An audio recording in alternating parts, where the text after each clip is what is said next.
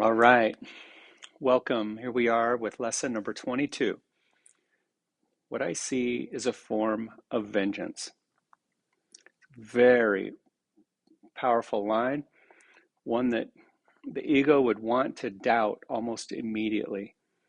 Lisa and I were just talking a moment ago about how seemingly natural it is. Remember, the most natural thing we can do is join with true self, but we're so conditioned to judge and attack and perceive a world that is right and wrong and good and bad.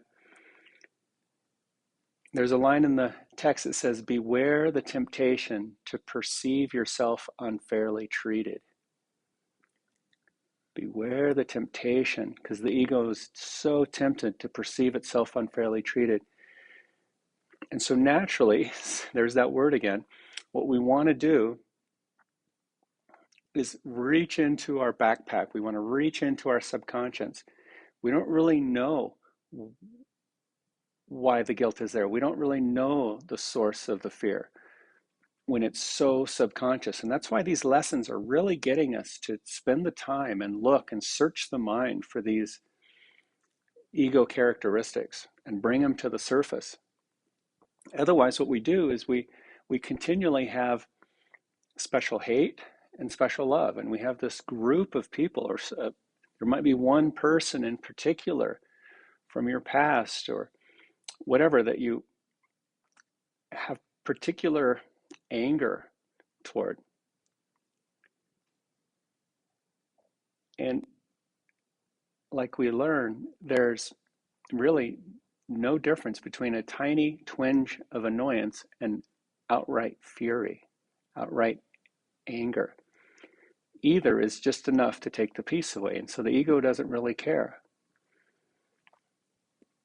whether it's mild or grand annoyance. And so this lesson is really getting us to honestly look at what we see with the ego's eyes when we look through the lens of fear. When we look through the ego's lens, I'm not just talking about our eyeballs, I'm talking about with the perception of the mind, we're going to see a form of vengeance, no matter how we slice it. I came across this comic strip. I kind of like Dilbert because it's just this great environment that really brings up all the different ego characteristics. You know, what better environment could we have than our work environment? Well, the only one better than work environment is our family environment, but the work environment is the next thing where we can use our relationships to bring up our stuff. So it's mildly related to the lesson number 22 here, but I'll just read it to you. So Dilbert is sitting there with one of the newer employees, and the new employee says to Dilbert, he says, your data shows your prototype did not increase speed over the existing system. And then Dilbert says, no, the data proves the prototype is faster than the old system. And the employee says, I'm looking at the data right now, and it clearly shows failure. And Dilbert says, it looks that way to you because you predicted it would fail. You're seeing what you want to see. Wow, what a line. I'm going to read that again. It looks that way to you because you predicted it would fail. You're seeing what you want to see.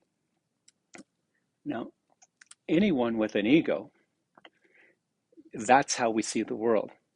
We see what we want to see. And then the employee, the other guy says, maybe it only looks to you as if it worked because you predicted it would work. And then Dilbert says, so we're both looking at exactly the same data and reaching opposite conclusions. Okay. Consider the world we live in. And then the boss walks in and says, the boss walks in and he says, if I thought data would influence my decisions, I wouldn't let you gather it. And then Dilbert says, give me a minute. Or he says, give me a minute to reassess my entire existence. Okay. I hope you followed that. Um, and that's what we're here. It's why we're here in this dream called life. It's why I've shown up here with Lisa. It's why you have shown up here with us. We're here really to question our entire existence. That comic strip is so typical of daily life and the way we interpret news and the way the news is provided to us. There's no truth in it because it's absolutely inconsistent.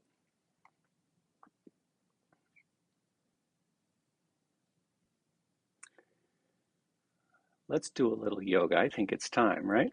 All right, so you're going to lie on your back, have your knees bent, your feet flat on the floor.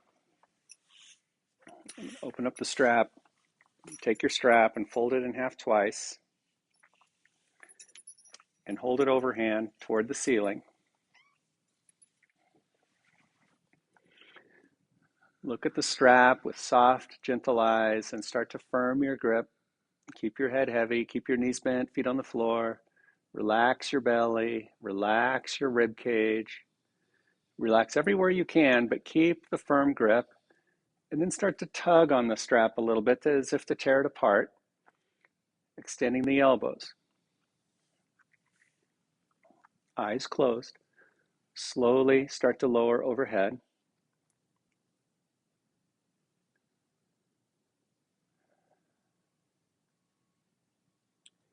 Keep your grip firm. Don't adjust your grip. Keep a little tearing action on the strap to find your way into your shoulders through straight elbows. The belly and low back heavy, melting into the floor. When it gets shaky, when it gets a little weak feeling, when you touch into an impingement, any of those things, you slow way down. Get to know them.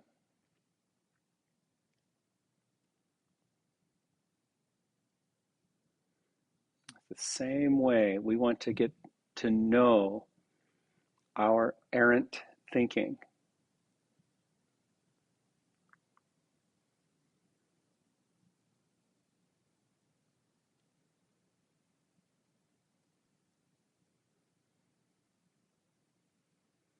You can think of restrictions in the body that impede movement the same way a restriction in the mind impedes true freedom, lasting happiness and joy.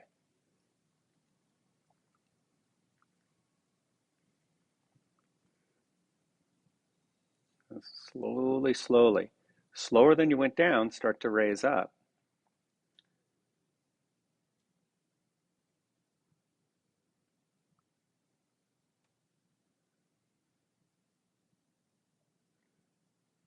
Yeah,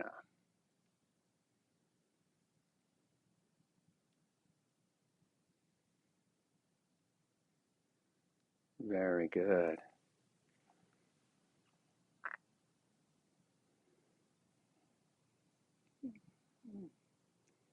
Yes, if you can match Lisa's pace, that's really good. A lot of feedback, a lot of information. And then once up toward the ceiling, firming your grip, tear on the strap, press toward the ceiling. Not overly so, but enough to feel your back start to broaden into the floor. Feel your shoulder blades broaden some.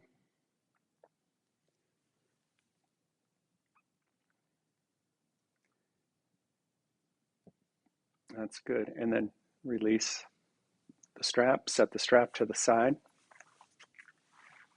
Open your arms out into a T shape, palms down. That's it. And then just feel the sensation as it changes through your arms and your hands. Spread the fingers some.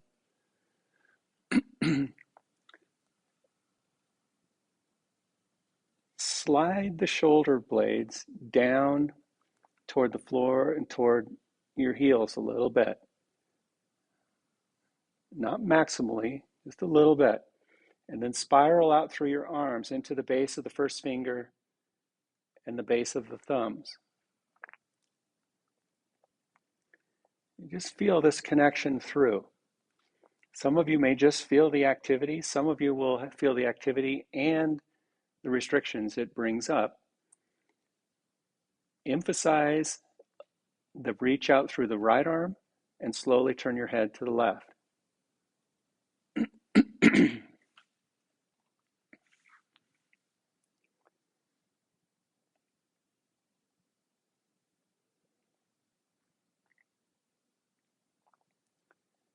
Emphasize the spiral reach out through the right arm. Increase the turn to the left a bit.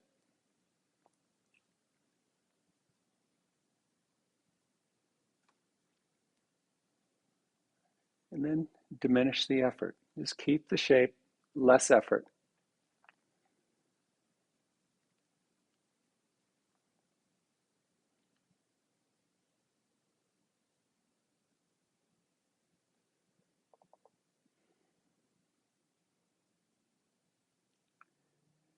Slowly bring your head back to the center.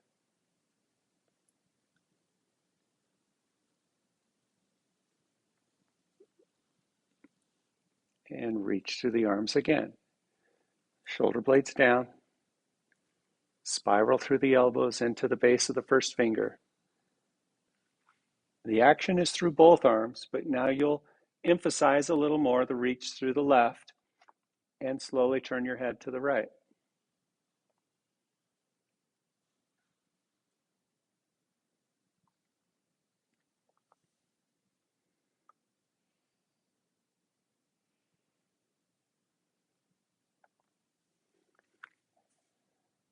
Emphasize the action through the left arm.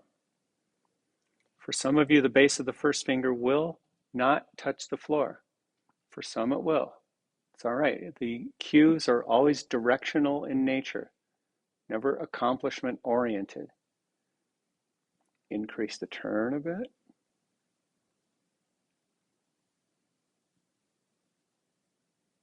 Rest the shape. Keep it, but rest.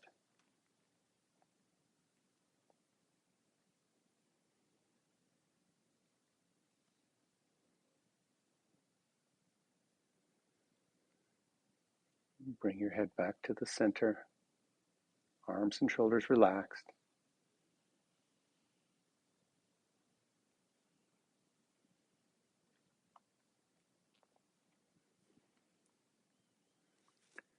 And bring your arms down by your sides.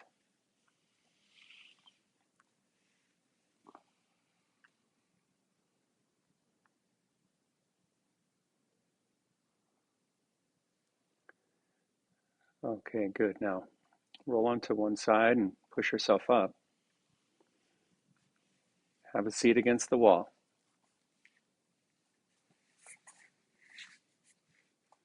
Little space between you and the wall.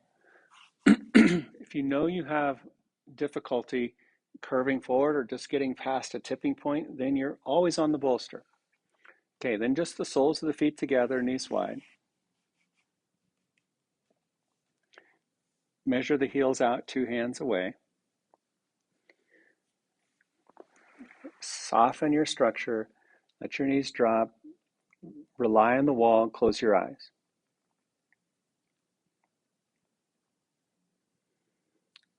What I see is a form of vengeance. Today's idea accurately describes the way anyone who holds attack thoughts in his mind must see the world.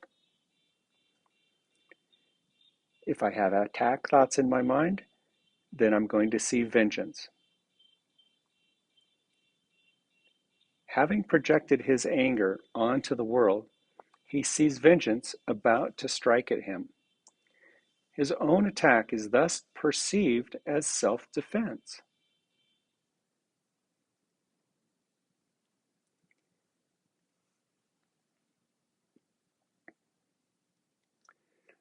if I have subconsciously projected vengeance out onto the world, remember I have this subconscious fear, this subconscious guilt, and I as an individual, seemingly separate individual, but us as one collective consciousness, we project that out into the world without knowing it. It's hidden.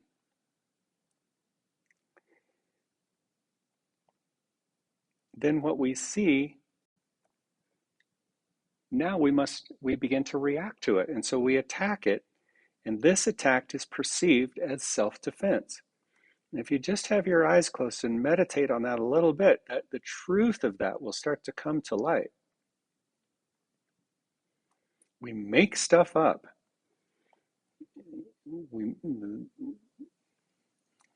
We just make stuff up and then we defend it or we attack it.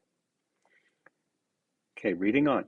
This becomes an increasingly vicious circle until he is willing to change how he sees. It's the only way out, is what it's saying. We want to break this vicious circle of pain and attack and pain and attack and defend and defense, attack. We want to break that cycle.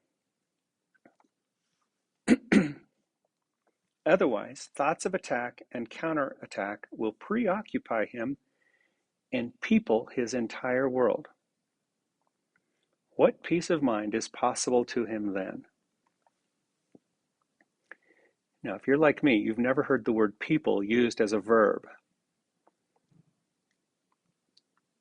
Slowly, slowly curve forward. Walk your hands out in front. Let your spine curve.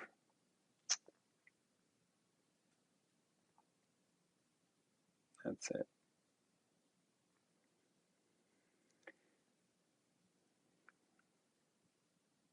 Okay, I'm going to start in the middle of the paragraph and just reread. His own attack is thus perceived as self-defense. This becomes an increasingly vicious circle until he is willing to change how he sees. Changing how we see is the entire goal of A Course in Miracles. The miracle is when we, if even for an instant, change how we see. Otherwise, thoughts of attack and counterattack will preoccupy him and people his entire world. It's what Lisa and I were talking about earlier. I alluded it to at the beginning of the lesson. We have these people in our lives, some close, some far away, some we only know through the news or through the media. But they become the objects of our attack defense cycle. And it's this attack defense cycle that we, from an egoic perspective, we people our world. We self-identify through basically our attack on the world and on these people. Slowly raise up.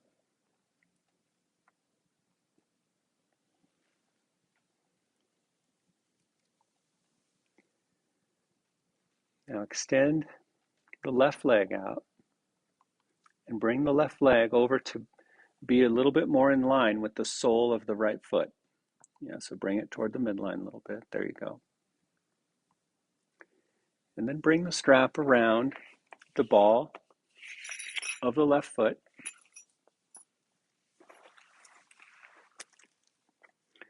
You can lean against the wall again.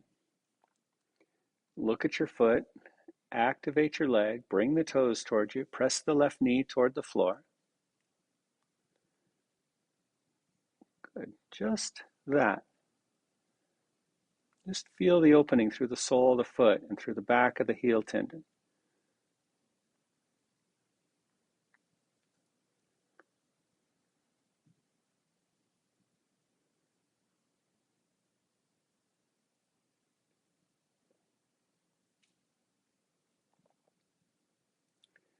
Remember, the ego doesn't care if it's another body or our own body,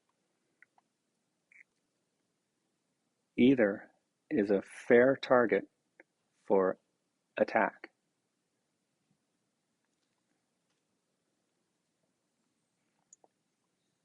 Yeah.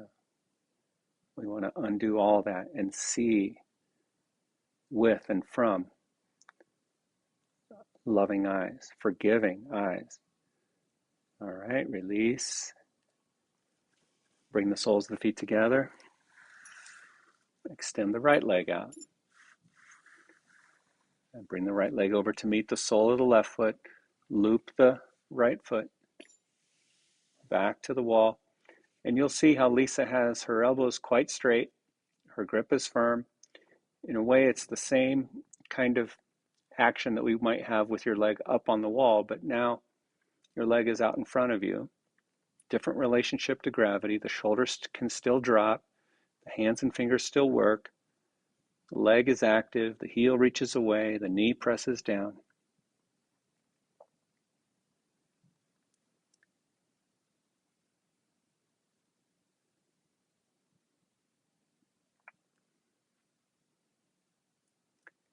Yeah, just get to know the sensation. We're not trying to stretch. We bring enough action to the tissues so we can feel them start to release.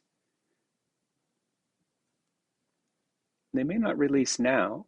We just plant seeds. It's the same way the lessons from A Course in Miracles work. We don't need to expect immediate results. We plant seeds and the changes come. Okay, release the shape, spin around, have your legs up on the wall and your head on your bolster.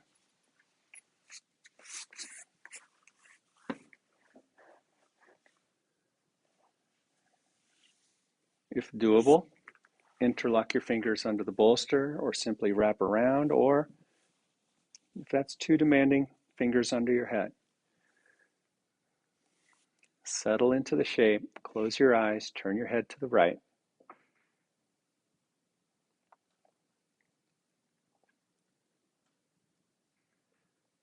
Make the turn, increase it a little bit, and then rest.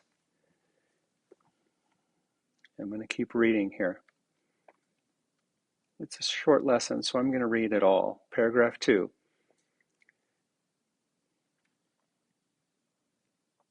I'll back up and read the end of paragraph 1. Once again, otherwise, thoughts of attack and counterattack will preoccupy him and people his entire world. What peace of mind is possible to him then? It is from this savage fantasy that you want to escape. Is it not joyous news to hear that it is not real? Is it not a happy discovery to find that you can escape? Well, to the ego, the answer is no. But deep down, we want a better way. Find your way to the yes. Those are my words. You made what you would destroy, everything that you hate and would attack and kill. All that you fear does not exist. We made it up, and then we hate it and we want to destroy it. Look around you, right? Turn on the news. Is that not what seems to be happening? And it says, all that you fear, in truth, does not exist. It's just the power of belief that keeps it seemingly real. Paragraph 3. First, bring your head back to the center. If your fingers are interlocked, switch the interlock of the fingers. And slowly turn to the left.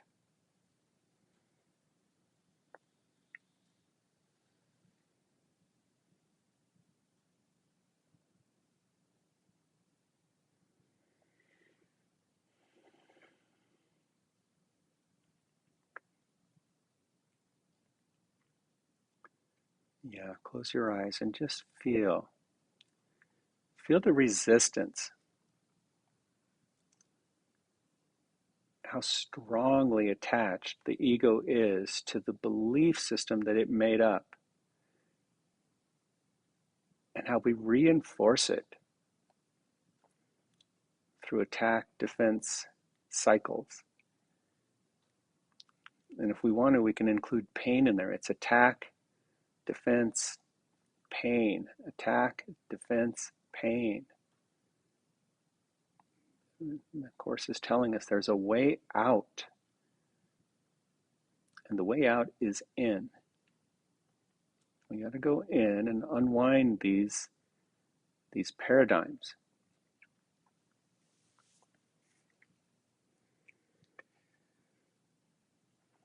Bring your head back to the center.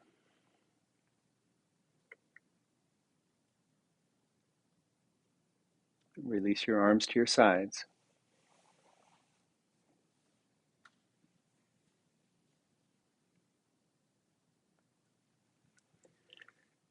And then bend your knees, push yourself back. Have a big stretch. And when you're ready, roll your body onto its side and push it up. And find a comfortable seat. You may sit on your bolster, you may sit against the wall, whatever is comfortable to you. And I'll just finish up the lesson.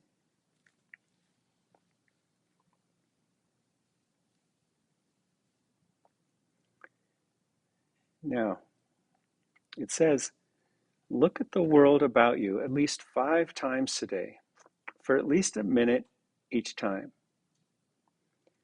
So for now, sitting comfortably in your body, have your eyes open and just softly glance around the room. And as your eyes move slowly from one object to another, from one body to another, say to yourself, I see only the perishable. I see nothing that will last. What I see is not real. What I see is a form of vengeance. And we don't even have to believe this. We probably won't. But the practice is the undoing. They are true. What I see is perishable. None of it will last. And the Course tells us if it's not eternal, it's not real. What I see is a form of vengeance. And then it says, at the end of each practice period, ask yourself, is this the world I really want to see? The answer is surely obvious.